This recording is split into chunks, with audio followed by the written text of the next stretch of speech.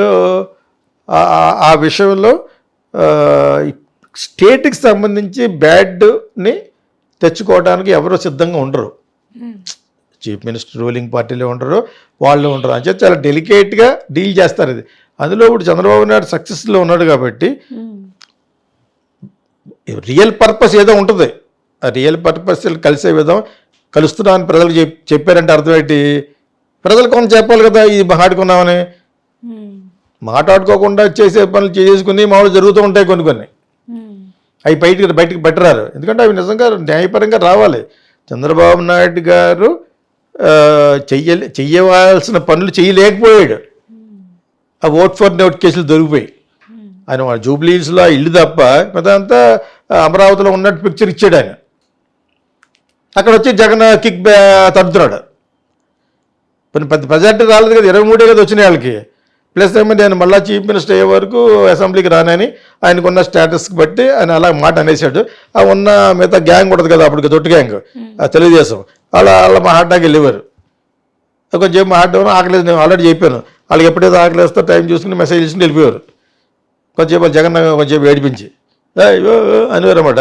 అనేసి ఆకలేస్తుంది కదా, అందరూ కలిసి పక్కన హోటల్కి పోయారు అనమాట. అర్థమైందా మీకు? అలాగే 5 సంవత్సరాలు గడిపేశారు. ఇంకా అలాగే వాళ్ళ బాస్ లేడు. ఇక్కడ స్టేటు హైదరాబాద్ను వాడుకుంటే సీన్ వేరేగా ఉండేది. సీన్ వాడుకోకుండా చేసి వెళ్ళిపోయాడు ఆయన, ఓడిపోయాడు చంద్రబాబు నాయుడు గారు.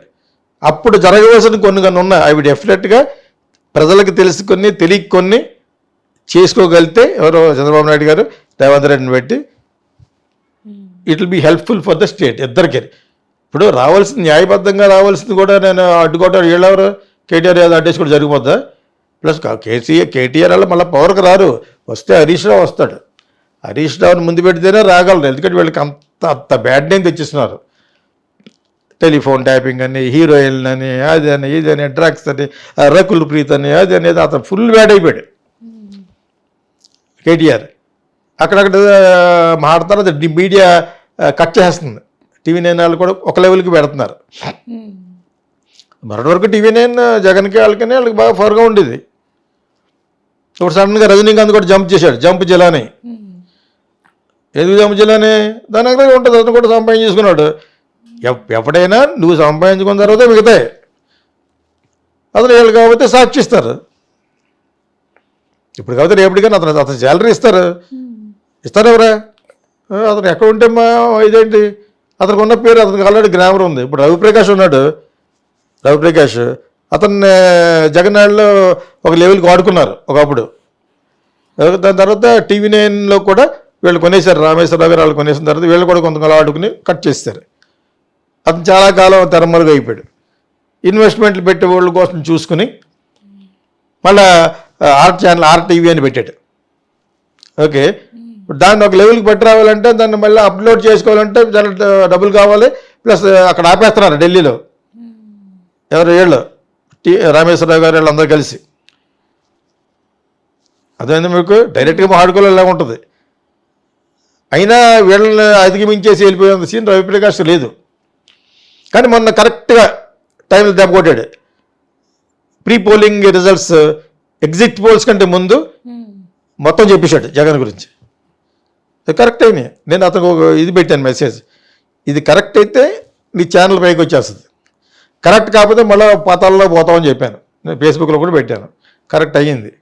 ప్లస్ మంచి ఎక్స్పీరియన్స్డ్ పర్సన్ అతను, తెలుగు హిందీ బాగా మాట్లాడగలడు.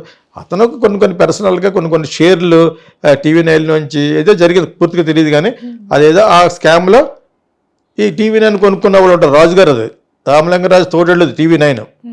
ఇంకోసారి మళ్ళీ చెప్తున్నాను జనాలకి, శ్రీనిధి రాజు గారిది అది. ఐల్యాబ్స్ అని ఉంటుంది కదా, ఐల్యాబ్స్ ఆఫీస్ అయిందే. వాళ్ళు ఒక లెవెల్కి డెవలప్ చేసిన తర్వాత అమ్మేశారు. ఆయన వెరీ సక్సెస్ఫుల్ పర్సన్ శ్రీనిధి రాజు గారు. ఓకేనా, రామలింగరాజు గారు తోడేళ్ళు భీమవరం. సో వాళ్ళది ఎన్నిని TV9 అంతా అది వీళ్ళకి అమ్మేశారు. ఎందుకంటే గవర్నమెంట్ కూడా మారింది, వీళ్ళకి అవసరం ఉంటుందని చెప్పేసి దానికి రజనీకాంత్ హెడ్గా చేస్తూ జగన్ కూడా బాగా ఇవ్వడం వల్ల జగన్ మీడియాని బాగానే చూసేవాడు.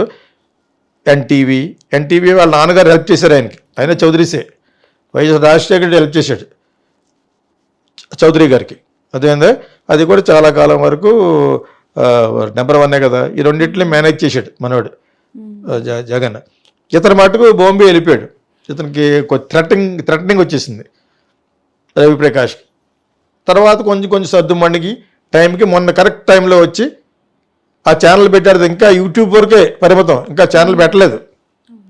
పెట్టాలని ట్రై చేస్తున్న ప్రాసెస్లో ఇప్పుడు ఏం జరుగుతుందో తెలియదు, కానీ ఇట్ విల్ బీ క్లిక్ అవుద్ది. కానీ వీళ్ళు ఎంతవరకు క్లిక్ అవ్వని ఇస్తారో చూడాలి.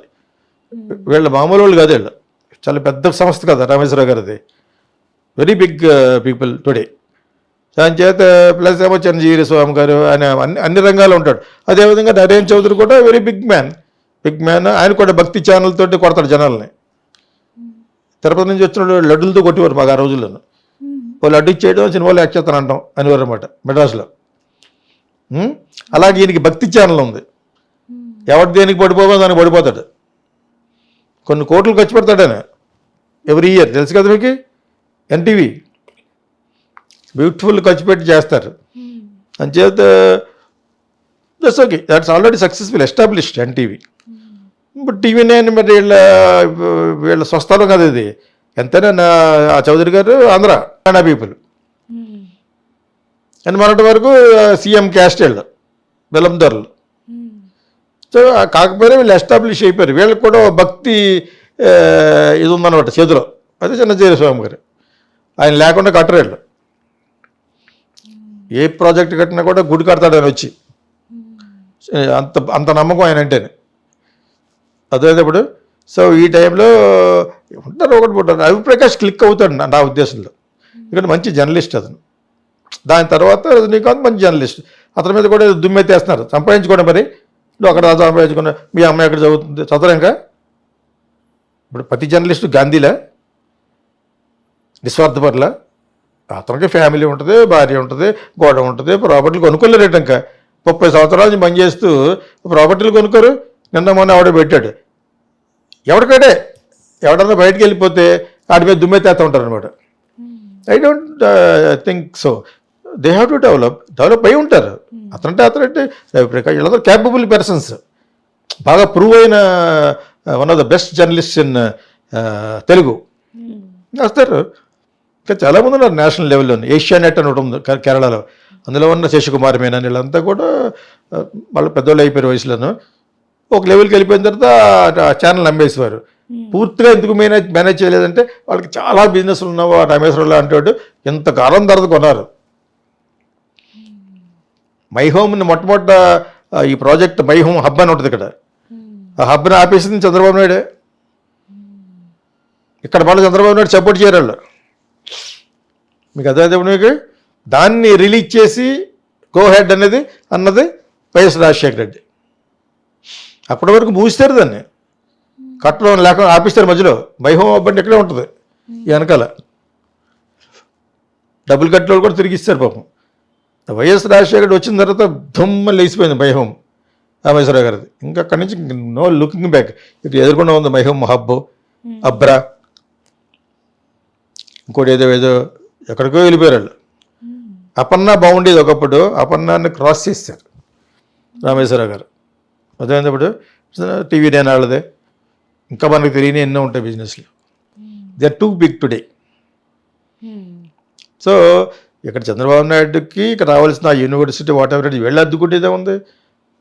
దానివల్ల ఇంత ఉపయోగం ఉంది అనుకుంటే దాని చరిత్రను దాన్ని ఎలాగ ప్రొజెక్ట్ చేసి జనాలకు చూపిస్తారనేది మెయిన్. ఇప్పుడు ప్రజలకి ఉపయోగపడేది యూనివర్సిటీ అంటే కదా. అటువంటి యూనివర్సిటీ వీళ్ళ ప్రాపర్టీ వాళ్ళ ప్రాపర్టీ అనేది ఒక లెవెల్కి పట్టుకొస్తారు. ఇప్పుడు ఎవరు కూడా కొని తెచ్చిపెట్టుకోరు. బ్యాడ్ నేమ్ రేవంత్ రెడ్డి కొని తెచ్చిపెట్టుకోడు, కేటీఆర్ కొని తెచ్చిపెట్టుకోడు. అంచేత కాకపోతే పార్టీల పరంగా అపోజిషన్ కాబట్టి వాళ్ళకి బ్యాడ్ నేమ్ రావాలి, ఇతను చూస్తాడు. నాకు గుడ్ నేమ్ రావాలని చూడడు, నీకు ఎలా బ్యాడ్ నేమ్ రావాలో చూస్తాడు అనమాట. ఒకప్పుడు దానికి చిన్న ఎగ్జాంపుల్ చెప్పేసి ఇది ముగిద్దాం. ఒక పెద్ద యూనియన్ మినిస్టర్ ఆయన ఒక పోలీస్ ఆఫీసర్గా ఉండి పెద్ద పోలీస్ ఐఏజీ లెవెల్కి వెళ్ళి అతనికి టెలికమ్యూనికేషన్కి ఇచ్చారు. అతను నా రిలేషనే. అతను దగ్గరికి ఆయన మినిస్టర్ అయిన 10 రోజులకి ఒకటి వెళ్ళాడు. 6 రోజుల్లో 25 లక్షలు అంటే ఇప్పుడు ఒక 2-5-6 కోట్ల కింద లెక్క. లేకపోతే 10 లక్షలు ఇచ్చాడు ఢిల్లీ వెళ్ళి. యూనియన్ మినిస్టర్ అయ్యాడు కాబట్టి ఆంధ్ర ఆయనే ఇచ్చిన కూడా ఆంధ్ర వాడే. అదే ఎందుకు వచ్చావు నాకు అడిగి తెలియదు ఎందుకు ఇచ్చాడు అంటే ఒక టెండర్ ఒకటి వచ్చిందంటే టెలికమ్యూనికేషన్లో ఎన్ని కోట్లది దానికి మేము వేసాం కానీ మాకు అపోజిషన్లో ఉన్నవాడు కూడా ఒకటి వేసాడు బిజినెస్లో అపోజిషన్లో ఉన్నవాడు ఒకటి వేసాడు మాకు రావాలని కాదు మీకు ఇస్తా వాడికి రాకూడదని ఇచ్చామన్నాడు అర్థమైనప్పుడు నీకు దట్ ఈస్ ద పాలిటిక్స్ కొన్నిసార్లు అన్నిసార్లు కూడా అపోజిషన్ ఏం చేస్తాడు పవర్లో ఉన్న చీఫ్ మినిస్టర్కి మంచి పేరు రాకూడదు వాడికి ఏదో విధంగా బ్యాడ్ నేమ్ వచ్చేసి ఎక్కడ తగులుతాడా ఏ విషయంలో తగులుతాడా అని చూస్తూ ఉంటారు అంటే ఆ సందర్భంగా తీసుకుని పైకి వచ్చేయడానికి ప్రజలలో ఇమేజ్ ఇక్కడ మెయిన్ డబ్బులు ఎప్పుడో సంపాదించారు ఈ పాటి రేవంత్ రెడ్డి కూడా సంపాదించుడు వాళ్ళంత కాదు కానీ ఈయన కూడా లెవెల్ సంపాదించుకున్నాడు ఓకే అదేవిధంగా వాళ్ళు ఎప్పుడో సంపాదించారు 1-2 10 years వాళ్ళు so now what they will do యూనివర్సిటీని అడ్డంగా పెట్టుకుని ఆయన ఏదో సంథింగ్ చేయకూడదని చేస్తారంటే వీళ్ళు అంటారు దాన్ని ఏ విధంగా చేస్తారనేది మన ఫుల్ మెకానిజం తెలియదు కాబట్టి వీ కెనాట్ డిస్కస్ కంప్లీట్గా డెఫినెట్గా అంటే అందరికీ ఉపయోగపడేది ఇట్స్ యూనివర్సిటీ ఎడ్యుకేషనల్ ఇన్స్టిట్యూట్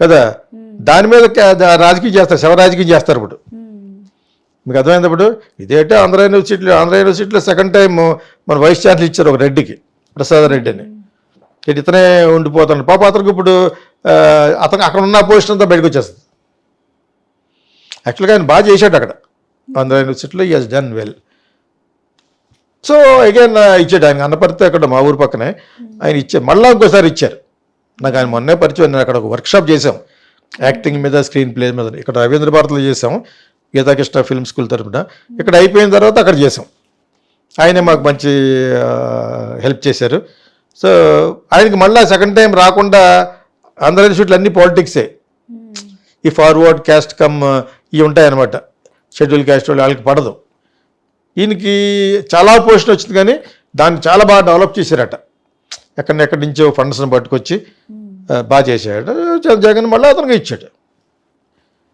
లోతుగా వాళ్ళకి ఏమున్నాయనేది తెలియదు కానీ ఆయనకి ఇచ్చారు ఒక 6 months కూడా అవ్వలేదు మళ్ళీ వైస్ ఛాన్సలర్గా ఆయనకి ఇచ్చారు సెకండ్ టైం ఇప్పుడు అక్కడ ఆయనకి వీళ్ళు ఏదో ట్రబుల్ పెట్టా చూస్తారు ఇక అక్కడ ఉన్న ఆయనకి అపోజిషన్లో అందరూ ఇప్పుడు తెలుగుదేశంలో జంప్ చేస్తారు కదా మీకు అర్థమైంది ఇప్పుడు అక్కడ ఎలా చేస్తారు అక్కడ కూడా ఇష్టం చేస్తూ ఊరుకోరు